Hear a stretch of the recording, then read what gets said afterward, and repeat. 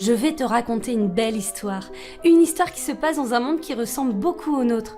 Sauf que dans ce monde, tout le monde est très copain, tout le monde s'entraide, tout le monde se connaît. Je vais te les présenter. Serge Dassault, 5e fortune de France, est un grand industriel de l'aéronautique et de l'armement, qui avait encore il n'y a pas longtemps le journal Le Figaro. En effet, c'est un collègue à lui, Patrick Drahi, qui est en train de tout racheter grâce à son groupe Altis.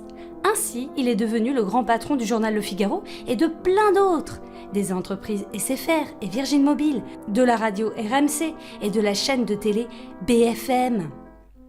Bernard Arnault est le grand patron de l'entreprise LVMH, qui possède Louis Vuitton, Givenchy, Kenzo. Bernard a aussi d'autres entreprises comme Guerlain, Sephora, Carrefour, Hermès, le journal Les Échos et Radio Classique. Bernard, c'est aussi un mec sympa, car au conseil d'administration de LVMH, il a mis des super copains à lui. Bernadette Chirac et Charles Wiener de Croisset, qui est conseiller chez la fameuse banque Goldman Sachs. Tu sais, la banque qui a fait de son mieux pour gérer les comptes de la Grèce. Bernard Arnault y a aussi mis son meilleur copain, Nicolas Bazir. C'était le témoin de Sarkozy lors de son mariage avec Carla Bruni. En plus, il est associé gérant à la banque Rothschild et fait aussi partie du conseil d'administration d'Ipsos. Enfin, Bernard a placé au secrétariat général de LVMH Gabrielle Gallard, tu sais, la femme de Benoît Hamon. Le super copain de Bernard Arnault, c'est Xavier Niel. Bah oui, Xavier est marié avec la fille de Bernard. Oh, c'est beau. Et Xavier, c'est le grand patron des journaux Télérama, Le Monde, Courrier International et Le Monde Diplomatique. Martin Bouygues, lui, est le grand patron des chaînes de télé TF1, LCI et NT1 et de la société de transport Alstom. Martin a de super employés chez TF1. Patrick Lelay, qui est lui-même le grand patron d'Endemol. Il a dit « Ce que nous vendons à Coca-Cola, c'est du temps de cerveau humain disponible ». Nance Paolini et Gilles Pélisson. Gilles fait même partie d'un club hyper select, le MEDEF. Arnaud Lagardère est le grand patron de maisons d'édition, d'un site internet recommandable, de l'entreprise Relais, de chaînes de télé, de radio et même de salles de spectacle. Vincent Bolloré, 10e fortune de France, est le grand patron de la multinationale Vivendi, de plusieurs chaînes de télé, des cinémas Pathé, de la société de production Universal, des journaux Direct Matin, Direct Soir, mais aussi de CSA. Jean-Bernard Lévy était ministre sous François Mitterrand, puis il a travaillé pour Lagardère et Bolloré. Il a aussi beaucoup travaillé à la Société Générale et chez Thales. Et là, en ce moment, il est le président de Vivendi, l'entreprise de Bolloré, et le grand président d'EDF. Il a aussi été le président d'EBG. Ah oui, je connais ces noms. Oh là là, ce sont d'ingénieux hommes très courageux qui travaillent dur pour le bien commun. Grâce à eux, je suis informé de tout ce qu'il se passe dans le monde et je peux acheter plein de trucs très chouettes. Par contre, il y a des noms que je ne connais pas. C'est quoi EBG? C'est quoi Ipsos? C'est quoi CSA? C'est bien le truc de surveillance des programmes télé? Et non, Ipsos et CSA, ce sont des instituts de sondage. Tu sais, c'est ce qui t'informe de ce que pensent d'autres gens comme toi en France. Ah oui, c'est eux qui disent que Macron c'est le nouvel homme fort et qu'il y a des chances qu'il gagne les élections présidentielles. Et Hamon aussi, ça a l'air d'être un mec trop sympa qui pense aux autres. En fait, ce sont des mecs de gauche, donc ils sont intègres, on peut leur faire confiance. Sans doute, au pire, il y a toujours France Info ou France Inter qui font partie de Radio France. En effet, ça appartient directement à la République française. Et pour être sûr d'être bien informé, le président Mathieu Gallet a nommé comme directeur des ressources humaines Jean-Claude Luciani, l'ancien conseiller social à Bercy d'Emmanuel Macron. Comme ça, on peut être sûr que les informations données sont justes. Mais les instituts de sondage, si certains appartiennent à ces grands patrons trop sympas, il n'y a pas de risque qu'ils nous mentent? Comment ça marche un sondage? Alors, pour faire un bon sondage, l'Institut va demander à un panel de Français leur avis, par exemple sur les élections. On est 66 millions de Français, donc s'ils demandent à 2000 Français leur avis, par téléphone ou par questionnaire internet, il faut qu'il y ait plus de femmes que d'hommes, qu'il y ait une proportion de cadres, d'ouvriers, de chômeurs, etc. Ah non, peut-être pas les chômeurs. Ils ne sont pas toujours reconnus comme une catégorie socio-professionnelle lors des sondages. Génial, ah bah c'est représentatif. Oui, enfin, pour les élections présidentielles, les instituts de sondage rectifient les pourcentages par rapport au score qu'a fait le candidat aux dernières élections présidentielles, celles de 2012. Ah d'accord, mais comment ils font avec Benoît Hamon, parce qu'il n'était pas candidat en 2012? Pour Benoît, il rectifie avec le score de François Hollande, parce que ça reste le PS. Oui, mais peut-être qu'Hamon, il plaît encore plus aux Français que Hollande, ou moins. Et pour Macron, ils doivent être bien embêtés. C'est pour ça que Le Pen est très haute dans les sondages? Parce qu'elle a fait un gros score en 2012? Peut-être, on ne peut pas trop savoir. Et puis, les instituts de sondage rectifient aussi les scores par rapport aux législatives de 2012. Ça explique peut-être pourquoi Mélenchon est rabaissé dans les sondages actuels, vu les scores du Parti communiste aux législatives. Même si Mélenchon ne fait pas partie du PC. Ah là là, j'aimerais bien qu'un institut de sondage m'appelle. Tiens d'ailleurs, tu connais quelqu'un qui a participé à un sondage? Parce que moi non. Moi non plus. Mais si ça t'intéresse, tu peux devenir panéliste. Panéliste? Panéliste! Tu vas sur le site d'un institut de sondage. Sur certains, tu peux t'inscrire pour répondre à leur sondage. Génial, et on est payé pour ça? Alors, officiellement, non, c'est interdit. Sinon on pourrait croire qu'on a acheté ton avis. C'est logique. Et officieusement? Pour te fidéliser, l'institut de sondage peut organiser des jeux concours. Ou alors, tu peux cumuler des points par nombre de sondages auxquels tu as répondu.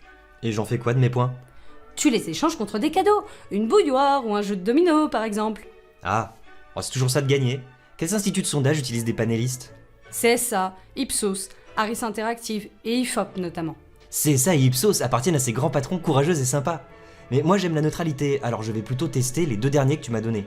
Tu as raison. En plus, Harris Interactive et IFOP font partie de grands clubs afin de ne pas dire n'importe quoi. Des clubs? Des clubs de quoi? Des clubs privés, on n'y entre pas comme ça. Déjà, il faut enregistrer un certain chiffre d'affaires.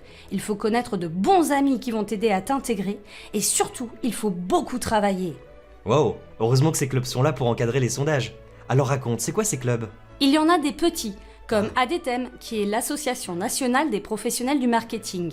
Tu as aussi IREP, l'Institut de recherche et d'études publicitaires. Et enfin, tu as ASOX, qui est une association des sociétés d'études de l'opinion et du comportement dans le domaine de la santé. Le but d'ASOX est de fédérer les sociétés d'études de marché spécialisées dans l'univers médical, de développer et renforcer les relations avec l'industrie pharmaceutique et de créer des relations entre laboratoires et sociétés d'études. Attends, c'est quoi le rapport entre un institut de sondage et des associations de marketing ou de publicité? Ah bah ça, je ne sais pas. Les instituts de sondage font partie de clubs comme ça, c'est tout. Tu as dit que ces 3-là, ce sont des petits clubs. C'est quoi les plus gros auxquels sont inscrits les instituts de sondage? Il y a ESOMAR. Sur leur site internet, il y a écrit « En devenant membre d'ESOMAR, vous rejoignez un réseau de 20 000 professionnels du secteur, ce qui vous donne accès aux personnes, aux informations et aux outils dont vous avez besoin pour faire croître votre entreprise. » Là, je commence à être perdu. Tu viens de dire qu'ESOMAR, c'est pour les entreprises. Mais un institut de sondage, ce n'est pas une entreprise.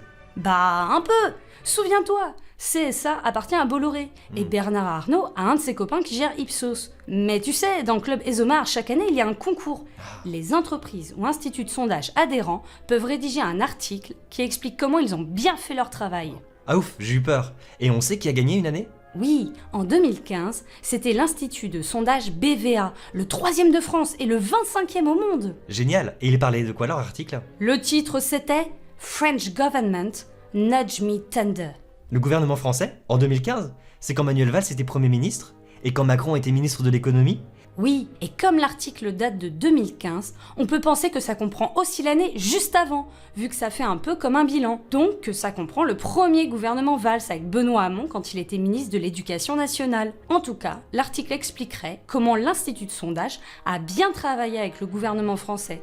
Et ce serait pour ça que BVA a gagné le concours des Omars. Ok, et ça veut dire quoi, Nudge Me Thunder? C'est là où l'institut de sondage BVA est rigolo, car c'est un jeu de mots avec la chanson d'Elvis Presley, Love Me Tender, où ça parle d'amour. Ah, donc c'est gentil. Et c'est quoi nudge? Le nudge, c'est un concept décrit ainsi. Mettre les individus dans un contexte de choix qui les incite à adopter un comportement spécifique recherché. C'est un coup de pouce pour modifier les comportements qui permet d'utiliser le levier de la norme sociale et de faire adopter de nouveaux comportements de manière très efficace et à moindre coût. T'as un exemple? Eh bien, par exemple, dans un supermarché, on se rend compte que les gens achètent en moyenne 3 boîtes de soupe par personne. Ah oui. Pour doper les ventes, on va juste mettre un panneau avec une promo genre réduction pour l'achat de 7 boîtes de soupe. Cool, on fait des économies. Oui, à condition que tu aies envie de manger de la soupe pendant plusieurs jours. Et alors c'est quoi le rapport avec le gouvernement français? Eh bien, l'article expliquerait que l'institut de sondage BVA aurait aidé leurs clients à utiliser le nudge pour influencer ce que pensent les Français. Leurs clients? Oui, le secrétariat général à la modernisation de l'action publique. Sur le site internet, on t'explique que c'est un service du Premier ministre qui accompagne le gouvernement dans la mise en œuvre de la réforme de l'État. Donc le client, c'est Manuel Valls quand il était Premier ministre. Lui, mais pas seulement, car dans ce secrétariat général, il y a aussi le secrétaire d'État chargé de la réforme de l'État et de la simplification, et le ministère de l'économie, de l'industrie et du numérique. Donc le client, c'était Manuel Valls, et qui d'autre? Eh bien, Jean-Vincent Placé, Pierre Moscovici, Jérôme Cahuzac, Benoît Hamon, Bernard Cazeneuve, Michel Sapin, Arnaud Montebourg, Emmanuel Macron et j'en passe. Ok, donc si je comprends bien, l'institut de sondage BVA a montré à ces gens-là comment manipuler l'opinion publique à leur avantage. Manipuler, oui et non. BVA est comme un prestataire de service en plus d'être un institut de sondage. Sur leur site, il est bien dit. Nous adaptons nos méthodes à vos problématiques avec souplesse et réactivité, et que leur but est d'adapter nos solutions à vos besoins. Et ça a donné quoi précisément? Eh bien, en avril 2015, le sondage BVA disait que 65% des Français voulaient que François Hollande s'occupe de l'emploi, et que 94% voulaient qu'il annonce des mesures pour faire baisser le chômage. Et après, il y a eu la loi El Khomri. Les gens n'étaient pas contents. Tout à fait. Et BVA ne pouvait pas non plus minimiser les manifestations. C'est pour ça qu'en avril 2016, leur sondage pour Orange et iTélé disait qu'à peine 56% des Français soutenaient les manifestants et que 49% seulement voulaient un retrait total de la loi. C'est tout? Ce n'est pas beaucoup. Rappelle-toi, l'institut de sondage BVA ne pouvait pas non plus déplaire à son client. Et puis, c'est ça le nudge. En lisant ce sondage, toi qui manifestes, tu te dis que tu vis dans un microcosme de gens qui pensent comme toi, qu'en fait la grande majorité des gens a l'air d'approuver la politique du gouvernement. Ça t'isole. Et ça a marché? Oui, d'autant que BVA en a remis une couche dans un autre sondage pour Orange et iTélé en juin 2016, où il disait que désormais, seuls 45% des Français approuvaient le mouvement. Et puis, tu as bien vu, les manifestations se sont essoufflées, d'autant que les chiffres officiels du nombre de manifestants décroissaient. C'est encore une fois l'effet nudge. On te dit que les gens en ont marre des manifs, que ça paralyse le pays, que de toute façon les gens ne sont pas si mécontents que ça. Toi, tu te sens seul et tu trouves que les Français sont cons. BVA n'était peut-être pas si objectif que ça. Ça appartient à qui cet institut de sondage? Les fondateurs de BVA sont Michel Brûlé et Jean-Pierre Ville. Tous les deux, ils ont travaillé à l'institut de sondage IFOP avant de créer BVA. Michel, en plus, il siège au Syntec. Allons bon, c'est quoi ça encore? Le Syntec, c'est un syndicat des professionnels de l'ingénierie, du numérique, des études, du conseil, etc. Je parie qu'il y a un loup. Oui, le Syntec est membre du MEDEF. Donc BVA, institut de sondage, apporte en plus des sondages des conseils au gouvernement français et fait partie du MEDEF? Ce monde me semble de moins en moins idyllique. Si on connaissait leurs partenaires à ce Syntec, on saurait à quoi se fier. Les partenaires du Syntec, et donc du MEDEF, ce sont Kantar, Via Voice, Yakas, YouGov, l'Argus de la Presse, Occurrence et bien d'autres. Ça fait poupée russe ton truc. Ou toile d'araignée, je vais t'éclaircir ça. On part du MEDEF. Dans le MEDEF, tu as le syndicat des professionnels de l'ingénierie, du numérique, des études, du conseil, etc. qui s'appelle le Syntec. Dans le Syntec, tu as les clubs pour les instituts de sondage dont on parlait tout à l'heure, ADTM, IREP, SOX. Dans le Syntec, tu as aussi carrément des instituts de sondage, Kantar et Via Voice. Toujours dans le Syntec, tu as l'Argus de la Presse, une entreprise qui aide d'autres entreprises à maîtriser sa réputation et son influence, mesurer et nourrir sa stratégie de communication, construire sa stratégie de développement. Il y a aussi Occurrence, qui est un cabinet d'études et de conseils en communication. Un autre que j'ai cité, c'est YouGov, qui est une société d'études de marché basée sur Internet. Enfin, tu as Yacast, qui est une société d'études et de technologie spécialisée dans la veille des médias audiovisuels, dont les clients et partenaires sont Radio France, le gouvernement français, Universal et le groupe Lagardère. Lagardère? Tout à l'heure tu disais que Jean-Bernard Lévy avait travaillé pour Lagardère et Bolloré, et qu'il était aussi le président de EBG. C'est quoi EBG? EBG, c'est une association d'entreprises consacrée aux médias et à l'Internet. Ce n'est pas un institut de sondage alors? Non. Le but de cette association, c'est de créer ensemble des opportunités de co-marketing. C'est pour ça que Jean-Bernard, il en a été le président pendant un moment. En plus d'être, je te le rappelle, président de l'entreprise Bolloré, Vivendi. Mais ce n'était pas le seul grand patron. François-Henri Pinault de la FNAC et Patrick Lelay, l'employé de Martin Bouygues, ont aussi été présidents de EBG. Ok, donc EBG, ça permet à des entreprises de bosser ensemble, c'est ça? Exactement, et c'est hyper select. En 2007, des journalistes du Monde ont même écrit ceci au sujet des patrons et de leurs représentants, alors en réunion pour EBG. Ils sont bien plus moqueurs lorsque le pays s'agite de débats autour des 35 heures. Dans ce milieu, on a abandonné depuis longtemps les horaires de la vieille économie. Le journal rajoute le témoignage d'un de ses clubistes de EBG au sujet de la réactivité nécessaire dans ce milieu. Si tu dors, t'es mort. Ils sont juste hyper investis, quoi. Tout à fait, et c'est eux que l'on nous donne aujourd'hui en modèle. D'ailleurs, lors de l'Assemblée Générale de EBG en juin 2015, étaient invités Manuel Valls et quelques présidents du CAC 40. Même qu'Emmanuel Macron a fait le discours de clôture, la classe, n'est-ce pas ? Si on veut. Je m'étonne de voir les représentants du gouvernement français à une réunion de EBG. Pas tant que ça, car parmi les membres de EBG, tu as évidemment de grandes entreprises, des banques, des journaux, mais aussi des instituts de sondage comme Harris Interactive, Ipsos ou Kantar. Et tu sais, certains instituts de sondage ont pour client le gouvernement français lui-même. Comme BVA dont tu parlais. Oui, il y en a d'autres qui travaillent pour le SIG. SIG ? Le SIG, c'est le service d'information du gouvernement, qui est placé directement sous l'autorité du Premier ministre. Manuel Valls ? Oui, Et il sert à quoi le SIG ? sur leur page internet, il est dit que les missions du SIG sont analyser l'évolution de l'opinion publique et le traitement médiatique de l'action gouvernementale, informer le grand public de l'action du Premier ministre et du gouvernement. En fait, le SIG, ça sert à faire leur pub et à savoir ce qu'on pense d'eux. Et c'est lesquels ces instituts de sondage qui les aident ? Le seul qu'il dit, c'est Opinionway, qui fait partie des OMAR, le club privé où BVA avait gagné le concours du meilleur article 2015. Ok, et qu'est-ce qu'on sait sur Opinionway ? Ils font des sondages politiques et des études marketing. Ils disent que nos approches s'appuient sur une proximité avec le monde des médias, qu'ils font des missions récurrentes auprès des ministères, des partis politiques. Opinionway réalise un baromètre très régulièrement de l'opinion publique sur divers sujets, pour Le Figaro et LCI. Attends, ils travaillent pour des partis politiques ? Oui, sur leur site, ils disent qu'ils ont comme client l'UMP. Et c'est logique. Le directeur d'Opinionway, Hugues Cazenave, a commencé sa carrière au cabinet de Gérard Longuet, qui a été RPR puis UMP. Ah bah du coup, on peut penser que les sondages d'Opinionway sont orientés. Je pense que je prendrai avec des pincettes leurs futurs sondages. Si tu veux. Mais dans ce cas, méfie-toi des sondages qui sortent dans le Nouvel Obs, les Échos, la Croix et la Tribune, ou que tu entends sur Radio Classique, Canal+ ou TF1. Ah pourquoi ? Parce que tous ceux que je viens de te citer sont clients d'Opinionway. Wow, ils ont qui d'autre comme clients ? Tu as des marques comme L'Oréal, Air France, la Banque Postale, mais aussi le MEDEF et le SIG. Bon, tu m'as cité Opinionway et BVA comme institut de sondage, mais tu parlais d'Ipsos tout à l'heure. Oui, et Ipsos c'est même le 3e plus important institut de sondage au monde. Entre 1981 et 2007, Ipsos avait même le monopole des sondages, c'était le prestataire attitré du gouvernement français. Ah c'est pour ça que leur nom me dit quelque chose. Pour les avoir choisis pendant si longtemps, Ipsos doit être plutôt intègre. Je te laisse ça à ta conscience.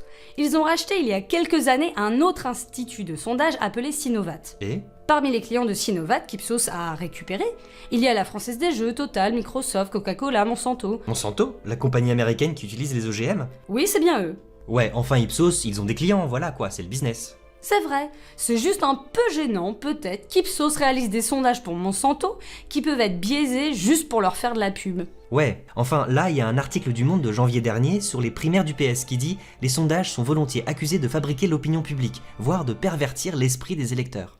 On peut penser ça. Continue ? L'enquête électorale du Centre de recherche de Sciences Po, CEVIPOF, réalisée par Ipsos Soprasteria en partenariat avec Le Monde, apporte la démonstration inverse. Ouais... Menée du 10 au 15 janvier 2017, auprès d'un panel représentatif de 15 921 personnes âgées de 18 ans et plus, régulièrement interrogées depuis novembre 2015, la 10e vague de cette enquête inédite par son ampleur confirme en effet les tendances observées. Oui, alors déjà, première chose qui gêne, c'est le partenariat d'Ipsos avec Soprasteria.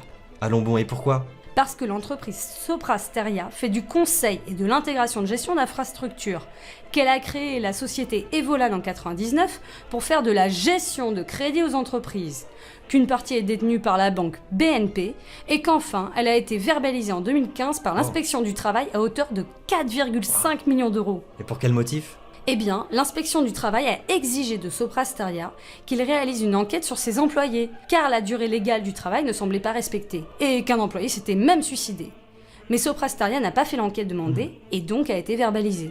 Ok, j'avoue, ce n'est pas cool. Mais en quoi ça te gêne que Soprasteria ait participé à ce sondage sur les primaires du PS ? Oh, je me demande juste pourquoi une société comme Soprasteria, qui n'est pas un institut de sondage, collabore à un sondage sur les primaires du PS. Ça jette un doute, non ? Ouais. Enfin, il y a quand même Sciences Po qui a collaboré au sondage, c'est sérieux ça ?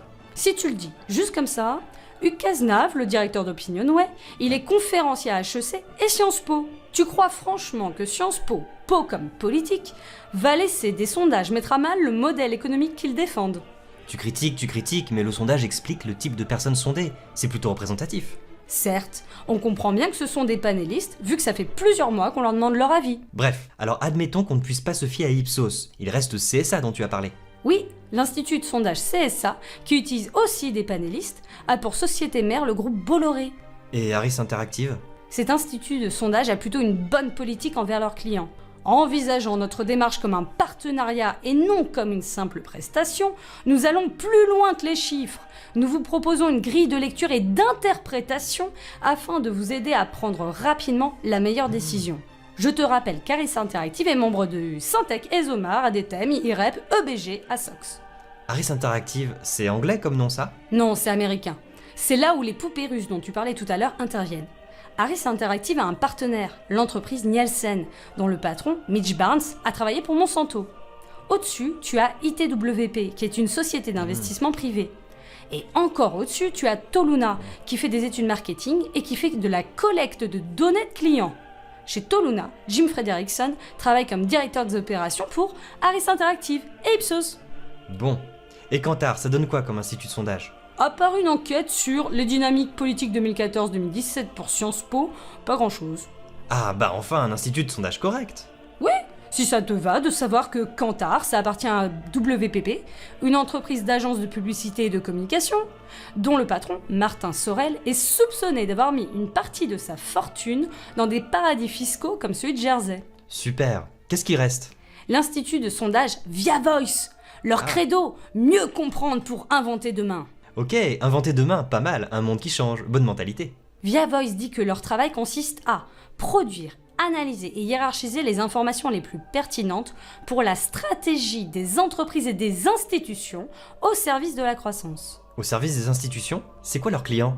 A priori, Via Voice fait des sondages et crée des baromètres d'opinion pour HEC, France Inter, Les Échos, Radio Classique, France Info, Libération et pour le Syntec. Via Voice est le partenaire direct d'une entreprise appelée Caron Associés, qui a des clients dans les gouvernements et les entreprises privées. Super. Dans le même genre, tu as l'Institut de sondage Infraforce, qui fait des études de marché et des sondages pour les ministères, l'Éducation nationale, le ministère de la Justice, le ministère de l'Intérieur, et encore d'autres. Laisse tomber. Next. Comme autre institut de sondage, il y a l'INSEE. Hey, mais c'est super connu ça. Il recense la population française. Exact. L'INSEE s'occupe des statistiques de la France et aussi de ceux de l'Union européenne, car ils sont le correspondant d'Eurostat.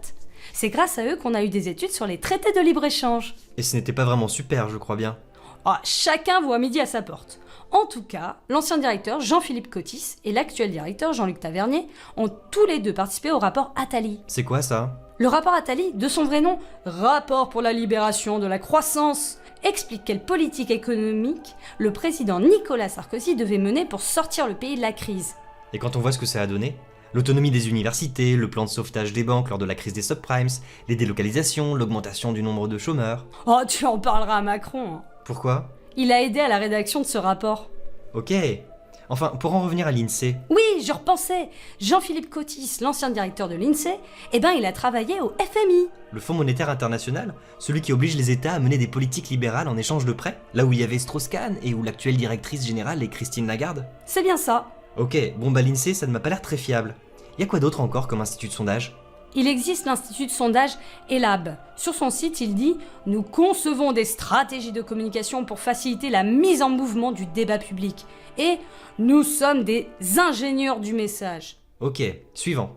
Tu as l'institut de sondage Odoxa. C'est tout récent, il a été créé en 2014. Bon, Odoxa est membre du Syntec. Pas mal. Par contre, pour la qualité des sondages, à toi de voir.